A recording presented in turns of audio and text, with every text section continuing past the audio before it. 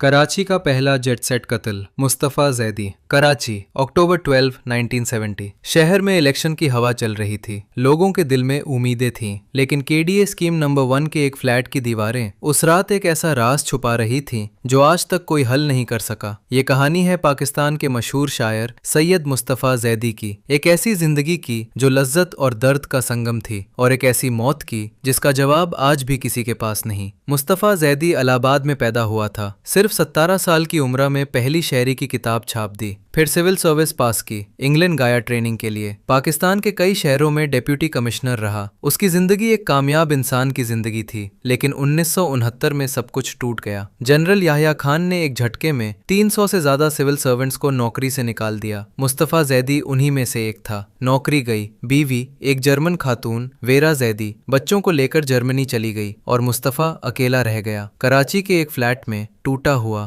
तन्हा, और एक ऐसी मोहब्बत की गिरफ्त में जिसने उसे तबाह कर दिया। शहनाज गुल, कराची की हाई सोसाइटी की एक खूबसूरत और चार्मिंग खातून, एक बिजनेसमैन की बीवी, 2 बच्चों की माँ। वो उन दावतों में जाती थी जहाँ कराची के अमीर लोग मिलते थे, शराब पीते थे, और जिंदगी का एक अलग ही अंदाज था। मुस्तफ़ा ने शहनाज पर पूरी एक शायरी की किताब लिख दी, शहनाज नाम से सीरीज। हर शेर में उसकी आंखें, उसकी खामोशी, उसका चेहरा। दुनिया जानती थी कि मुस्तफ़ा जैदी शहनाज से मोहब्बत करता है, लेकिन शहनाज ने एक बात साफ कर दी थी, तुम पहले से शादीशुदा हो, मैं भी, ये रिश्ता नहीं हो सकता। मुस्तफ़ा ने कहा, अगर तुमने मुझे नहीं अपनाया तो मैं अपनी जान दे दूंगा। ये पहली बार नहीं कहा था। दोस्तों के मुताबिक वो पहले भी खुद को खत्म करने की कोशिश कर चुका था, एक बार नहीं, कई बार। 12 अक्टूबर 1970 सुबह के करीब 10:30 बज रहे थे। शहनाज जैदी के फ्लैट पर आई, और उस फ्लैट के अंदर गैराज में एक ऐसा राज बंद था जो शहनाज ने देखा तो कांप उठी। मुस्तफ़ा ने कुछ फ्लायर छापे हुए थे, उन पर शहनाज की तस्वीरें थीं, बेपर्दा तस्वीरें। वो तस्वीरें जिसका मतलब था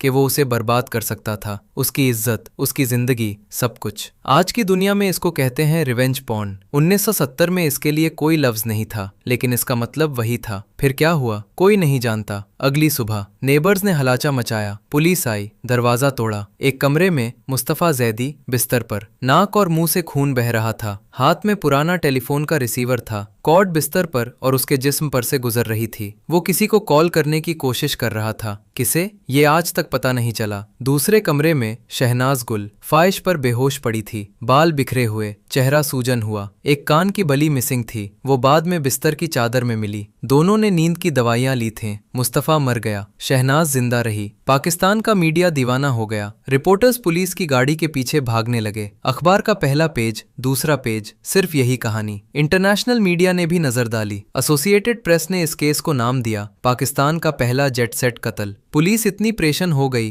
कि उन्होंने एक ऑफिसर को बुर्का पहनाकर शहर में भेजा ताकि मीडिया पागल हो जाए और असली कार्रवाई छुप सके। शहनाज की तस्वीरें रोज अखबारों में आती थीं। लोगों ने उससे विलन बना दिया, खूबसूरत कातिल, दिल फरेब औरत। वो हर जगह से जज की जा रही थी। आखिरकार उसने एक बड़ा शॉल लेते कर अपना चेहरा ढकना शुरू कर दिया। मुकदमा चला। क्राइम ब्रांच के 12 ऑफिसर्स लगाए। मुस्तफ़ा की लाश दफन के बाद निकालवा के दूसरा पोस्टमार्टम हुआ। एक जर्नलिस्ट ने रिपोर्ट किया, क्राइम सीन पर एक तीसरे इंसान के निशान भी थे, कोई पकड़ा नहीं गया। शहनाज गुल को बरी कर दिया गया, सबूत नाकाफी था। तो फिर क्या हुआ था उस रात? पहली बात, मुस्तफ़ा ने खुद अपनी जान ली। वो पहले भी कोशिश कर चुका था, जॉब गई, बीवी चली गई, इज्जत गई। शहनाज ने भी इनकार कर दिया। शायद उस रात एक आखिरी बार उसने सोचा, ये जिंदगी अब नहीं। दूसरी बात, शहनाज ने उसे जहर दिया। मुस्तफ़ा ब्लैकमेल कर रहा था। उसकी तस्वीरें, उसकी इज्जत, एक माँ, एक बीवी। क्या वो सच में इतनी मजबूर हो गई कि उसने ये कदम उठाया? लेकिन सबूत कुछ नहीं मिला। और तीसरी बात, कोई और भी था उस रात, वो निशान जिसका जर्नलिस्ट ने जिक्र किया, कोई जो अंधारे में आया और अंधारे में चला गया। मुस्तफ़ा की आखिरी शायरी की किताब कोहे नीदा उनके मारने के बाद छापें। इसमें लिखा था, मैंने अपनी तबाही खुद लिख दी थी, बस कोई पढ़ने वाला नहीं मिला।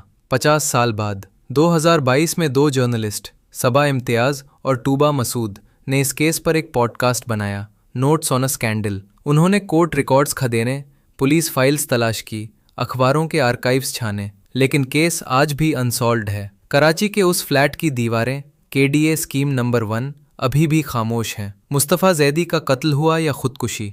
शहनाज गुल कातिल थी या मजलूम? तीसरा इंसान कौन था? जवाब किसी के पास नहीं। अगर आप ऐसी गुमशुदा कहानियां और कराची के अंधेरों को सुनना चाहते हैं तो सब्सक्राइब करो, क्योंकि ये सिर्फ पहली दास्तान थी।